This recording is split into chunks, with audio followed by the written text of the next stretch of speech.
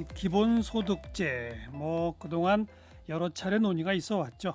그런데 공식 법안이 발의가 됐네요. 전 국민에게 매달 30만 원 이상 기본소득을 지급하자.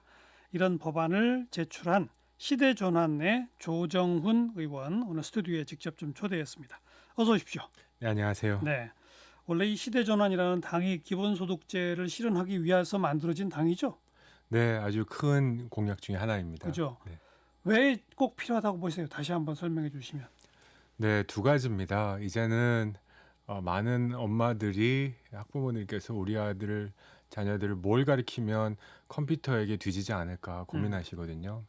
일하고 싶어도 일자리가 많이 늘어나지 않은 세상을 다 이제 알고 있습니다. 4차 산업혁명. 네, 이제 선별적 복지를 너무 하다 보니까 너무 분절화가 됐습니다. 특히 지자체가 진행되면서 그랬죠.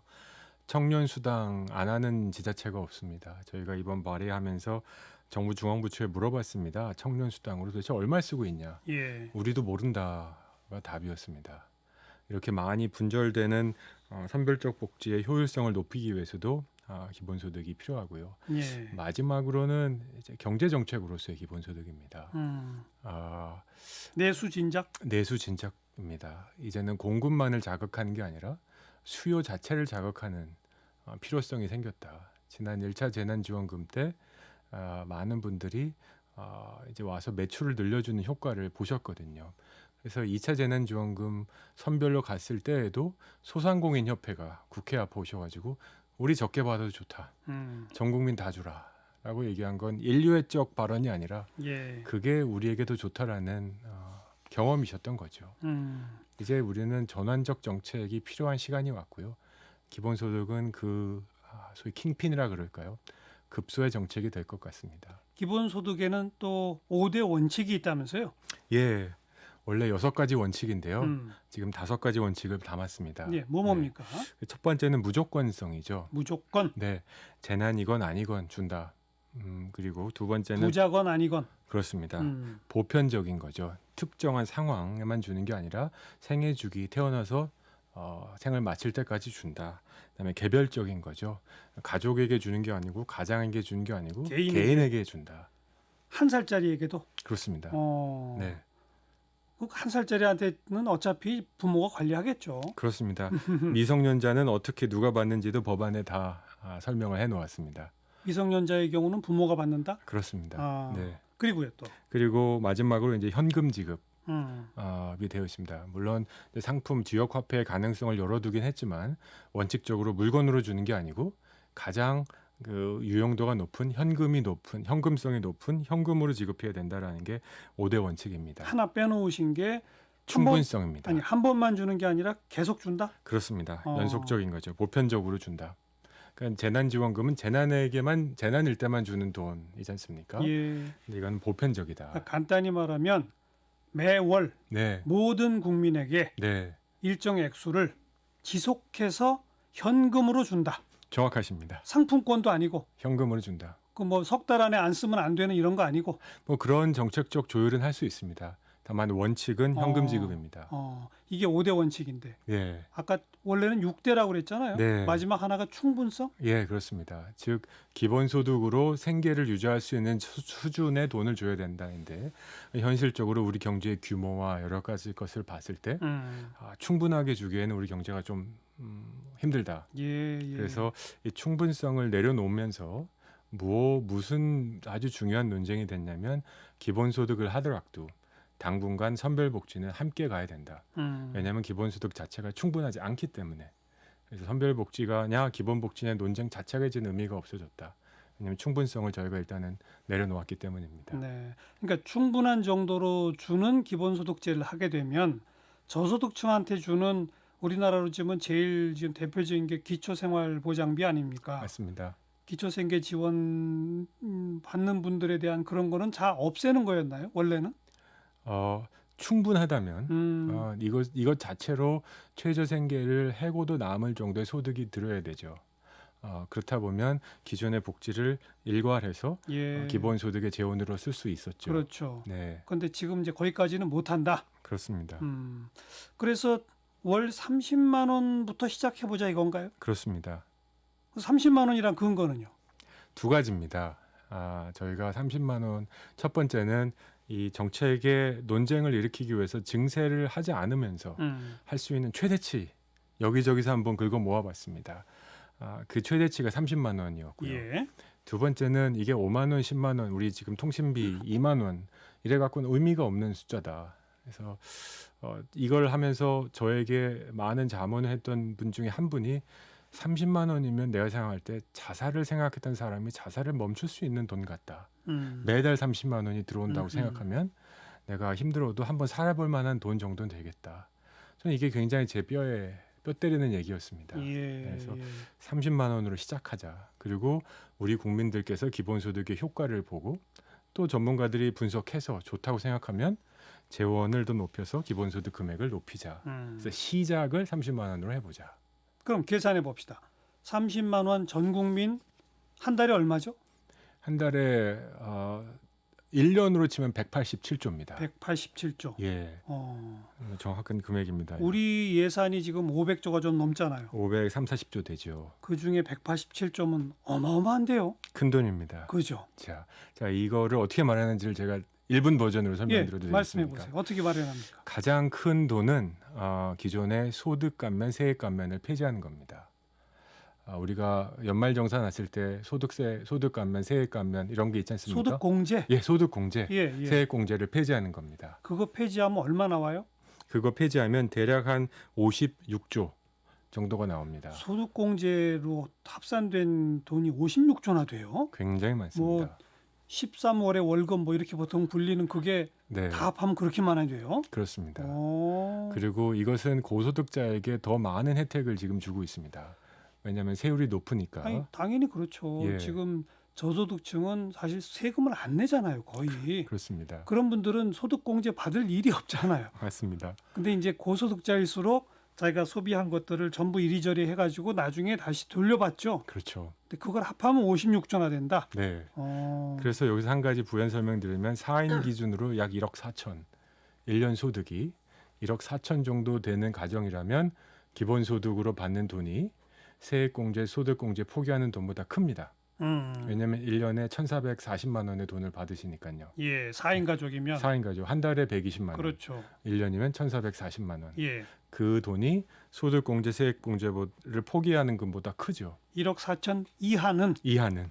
그 이상은 이상은 조금 더 내셔야 될 겁니다. 소득 공제로 혜택 받았던 돈보다 적게 받는군요. 그렇죠. 어. 그게 약 85%에서 90% 국민은 1억 4천 이하입니다. 그러니까 네, 약 10에서 15% 고소득자들이 받아가던 돈을 쭉 합하면 56조나 되더라. 그렇습니다. 그 다음에는 두 번째는 저희가 생각하는 중요한 재원은 기본소득은 과세 대상입니다. 네, 재난지원금은 그냥 주고 말았지 않습니까? 예, 저희가 생각하는 기본소득은 두 가지가 있습니다. 하나는 보편 지급, 모두에게 똑같이 준다. 예, 그다음에 선별 회수입니다. 왜냐하면 이건 과세가 되는 돈이기 때문에 소득으로 잡아서 그렇습니다. 나중에 종합소득으로 다시 걷는다. 그렇습니다. 어. 고소득자들에게는 그렇죠, 네, 그렇죠. 다시 그래서 왜 재벌 회장에게도 줘야 되냐 했는데 여러 가지 이유가 있습니다만 그분들은 약 한 45% 이상은 다시 회수가 돼서 소위 누진성을 확보합니다. 그러네요. 네, 세금 그러니까 소득이 많을수록 세율이 높잖아요. 그렇죠. 그런데 그 높은 세율을 적용하면 한 달에 30만 원씩 받은 거에서 한 15만 원은 다시 토해낸다. 맞습니다. 세금으로. 네, 그럼 그건 얼마죠? 그게 저희 계산으로는 약 한 15조 정도 됩니다. 그래서 15조. 그래서 벌써 70조 이상이 마련이 됐죠. 예, 예. 그리고 저희가 얘기하는 여러 가지 일부 비과세 소득에 대한 과세를 좀 실시하고요. 그건 뭐예요? 예를 들어서 지금 그 탈루하고 이제 여러 가지 세원이 있음에도 불구하고 저희가 과세하지 않는 소득들이 좀 있습니다. 대표적인 게 뭐죠? 대표적인 게 여러 가지로 이제 뭐라 그럴까요? 일반 봉급업자, 봉급 받는 사람들은 이제 유리 소득, 유리 지갑이라고 그러지 않습니까? 일반 자영업 하시는 분들, 그리고 상공인 분들이 과세를 낮게 신청하는 경우들이 종종 있습니다. 네. 근데 연구소의 연구 보고서들을 살펴보면 저희가 적극 과세를 실시할 경우에 그때 약 한 11조 정도 이상의 돈이 나온다고 하고요. 근데 그거야말로 네. 그동안 이제 뭐 예컨대 의사, 변호사 이런 사람들 소득을 낮춰서 신고하고 네. 소위 소득 포착이 잘 안 된다. 네. 뭐 이런 얘기 했었던 거 아닙니까? 네, 근데 그렇습니다. 그거는 정부도 계속 소득 포착을 위해서 노력하고 노력한다고 하잖아요. 하는데 못했던 거잖아요. 근데 이번에 이 제도를 도입한다고 당장 그걸 잘해서 11조를 더 거둘 수 있을까요? 뭐 그런 문제는 충분히 제기할 수 그러니까요. 있습니다. 네. 다만 적극적 과세는 뭐 정의롭고 효율성 차원에서도 해야 된다고 생각하고요. 저희가 재원을 마련한 차원에서 이거는 하면 할 수 있는 영역이다. 좋아요, 좋아요. 네. 그랬을 때 그까지 11조. 네. 여기까지 다 합해도 지금 한 81조예요. 예, 그리고 100조 이상이 지금 비어 있습니다. 네, 이제 계속 지금 저희가 네, 말씀드릴 예. 수 있습니다만, 그리고 또 한 가지 큰 게 좀 논쟁이 될 수 있습니다만 일부 복지 정책의 폐지 및 축소를 저희는 고민하고 있습니다. 불가피하죠, 그게. 예. 어떤 것들이 폐지돼야 합니까? 예를 들어 보면 아동 수당 같은 게 있습니다. 아동 수당은 이제 아동에게 주는 그렇죠. 수당인데요.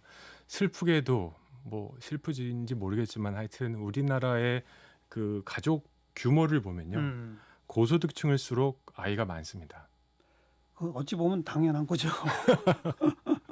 맞아요. 네, 예, 예. 네, 그게 현실입니다. 그렇죠. 지금 출산율도 그렇습니다. 네, 네. 그래서 아동 수당을 늘려가면 늘려갈수록 고소득층에 지급되는 복지 수당이 늘어납니다. 그렇겠죠. 네, 이거는 소위 역진적이죠.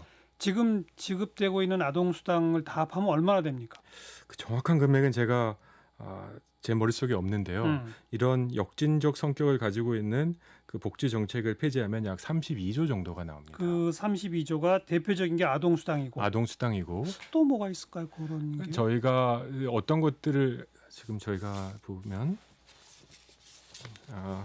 근로장려 수당. 근로장려 수당, 네, 그래서 저희가 만든 기준은 EITC라고 하는 거예요? 아닙니다. 그건 다른 겁니다. 그건 근로장려 세제고 그렇습니다. 그 수당으로 나가는 거. 그렇습니다. 예. 그러니까는 직업을 구하기 위해서 직업 구직 수당 같은 것들. 그래서 저희가 세운 기준은 30만 원을 준다고 할 때 특정한 복지 제도가 30만 원보다 이하인 것은 예. 30만 원을 주면 그것보다는 더 받으니까 그 금액들을 정리할 수 있다라는 음. 거고요. 네. 지금에 받으시는 복지가 30만 원보다 높은데 알겠습니다. 기본소득 30만 알겠습니다. 원 준다고 없앨 수는 없으니까. 그게 그렇게 했을 때 32조. 네, 또 그렇습니다. 아직 70조나 남았습니다. 예, 그리고 이제 계속 말씀드리면 기금 및 특별회계를 정비하고요. 기금 특별회계. 예, 그다음에 융자 사업을 이자 보전 사업으로 전환하고요. 재정 증가분의 일부를 재정 증가분이라는 게 세율을 높이지 않아도 물가가 올라가니까 예. 물가가 올라가니까 매출이 늘어나서 소위 자동적으로 늘어나는 재정 증가분이 있거든요. 네, 네. 예, 그거를 다 잡으면 그리고 지방 정부의 세계 잉여금이라는 게 있습니다. 지방 정부가 세수를 걷어서 사용하지 않으면 이건 국고에 환수하거나 알겠습니다. 이자를 맞는 금액들이 있는데요. 아무튼 그런 방식으로 다 걷어보니까 187조가 되더라. 그렇습니다. 대신에 정말 저소득층한테 지금 가고 있는 기초생계 지원비는 그냥 가는 거죠. 그렇습니다. 장애인들한테 가던 장애인 수당 같은 거 가는 거죠. 그렇습니다. 그런 거 그냥 놔두고 그렇습니다. 그 어찌 보면은 기존에 있던 보편적 복지의 대표격이 아동 수당인데 그런 것만 없애도 되더라 이런 얘기로군요. 예, 매우 역진적 성격을 갖고 있는 우리가 다 아는 음흠. 그런 복지 제도를 좀 정리하자라는 겁니다. 이 법안 내실 때 서명 몇 명 받으셨습니까? 14분 어느 정당에서? 저희 정당을 포함해서 3당 대부분 시대전환은 의석 한 명이잖아요. 그래도 정당입니다. 예, 아무튼 네, 그리고 민주당 민주당, 그리고 정의당 어. 의원님들께서 공동 발의해 주셨고요. 국민의힘은 없어요? 국민의힘은 제가 많은 의원들과 얘기를 깊게 해봤습니다. 요청은 많이 하셨다. 예, 좀 발품을 여러 번 팔았는데요. 저는 이렇게 생각합니다. 기본소득을 김종인 비대위원장께서 이제 논의하자라고 하셨지 않습니까? 예. 저는 이건 진보의 아젠다를 보수적으로 해석해 보겠다라는 의지로 전 느꼈는데요. 그렇죠. 근데 아직 내부적인 진통이 있는 것처럼 느껴졌습니다. 서명을 아무도 안 해줬어요. 그렇습니다. 그리고 또 최근에 국민의힘 관련 의원분들께서 얘기하는 거는 전 국민에 지급되는 게 아니라 중위 50%만 맞아요. 지급하겠다. 맞아요. 그럼 과연 이게 저희가 얘기한 이 5가지 기준에 적합한가? 과연 이게 과연 사과인가? 오렌지를 사과로 부르는 게 아닌가? 선별복지의 확장판을 기본소득이라고 부르는 게 아닌가. 예, 예. 그러니까 진보의 아젠다를 가져가는데 정말 너무 보수적으로 해석하시는 게 아닌가 네. 하는 생각을 저는 하고 있습니다. 저 좀 원칙적으로 말하면 그 소득 50% 이하만 주는 기본소득이라고 하는 거는 좀 용어 모순이 되고 소득 50% 이하에게만 주는 선별복지를 주장하려면 극빈층한테는 좀 더 주고 소득 한 49%한테는 조금만 주고 이게 맞는 거죠? 맞습니다. 그럼 51%는 화나지요. 그러니까요. 예, 51%는 제로잖아요. 그럼 그렇습니다. 49%는 한 5만 원만 받고 그렇죠. 저 밑에는 한 6, 70만 원 받고 이게 사실은 맞는 거죠. 그렇죠. 누적적으로 가야 되는 것이 근데- 선별복지의 핵심이죠. 근데 지금 국민의힘 쪽은 그게 아니라 50% 미만 모든 사람에게 30만 원. 이건 문제가 있다. 그렇죠. 저는 그렇게 생각합니다. 뭐 금액을 말씀하시진 않았지만 그쪽에서 네, 네. 50% 미만에게 똑같은 금액을 주겠다는 건 선별성도 훼손하고 보편성도 훼손하는. 이런 식으로 하면 지금 우리 국가 채무 비율이 뭐 아직 OECD에서는 굉장히 낮다고 하지만 그런데 늘어나지 않네요. 이건 증세나 이런 거 필요 없으니까 또 무슨 저 채권 발행을 해야 될 것도 없으니까 네, 30만 원은 그렇습니다. 기존 그 조정원 의원의 안대로 말하면 이 제도 때문에 새삼스럽게 국가 채무가 다시 늘어나는 건 없네요. 예, 저의 마련한 재원 마련안에 국채 발행은 없습니다. 대신에 또 생각지도 못한 효과가 나올 수도 있죠. 네, 그렇습니다. 그리고 30만 원에서 올려가면 언젠가는 재원 증대, 증세 얘기가 나올 수밖에 없다고 생각합니다. 네. 솔직하게 말해야 된다고 생각하고요. 다만 두 가지죠. 재원 마련이라는 게 두 가지인데 우리 세대가 조금 더 십실반해서 필요한 분들에게 줄 것인가. 이게 이제 증세 재원 마련 논의고요. 우리 세대의 필요를 다음 세대에게 넘길 것인가. 이게 국채 발행이죠. 예, 예. 이 논의는 매우 본질적인 논의라 증세 기본소득이 증가되면서 이 효과에 비례해야 된다고 생각합니다. 자, 공식적으로 법안을 제출했다는 의미가 큰데, 근데 그냥 그 의미로 끝날까요? 재정까지 갈까요? 저는 불은 붙었다고 생각합니다. 제가 만나본 많은 의원분들께서 이제 이게 좀 고백하면 많은 의원들이 공동 발의를 약간 품앗이 성격으로 생각하십니다. 찍어주고 나도 지원해줄게. 예. 근데 이걸 보시더니 야 이건 품앗이 하기엔 좀 크다. 너무 중요하니까. 좀 부담스러워 하시는 부담스러워들 분들은 한다 분위기가. 의원들도 결국은 이렇게 갈 거다. 음. 라는 데는 다 동의하십니다. 예. 그리고 제가 한 가지 참 기쁜 소식은 어제 새로 임명된 보건복지위의 위원장님 김민석 의원께서 저희 공동 발의한 의원 14분 중에 한 분이시고요.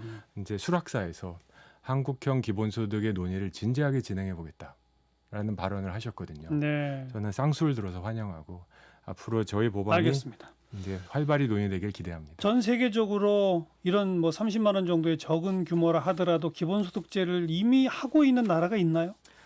실험한 나라는 있지만 그러니까 없죠. 네. 아직은 없죠. 네. 그러니까 점점 더 어려웠다고 생각이 되네요. 아닙니다.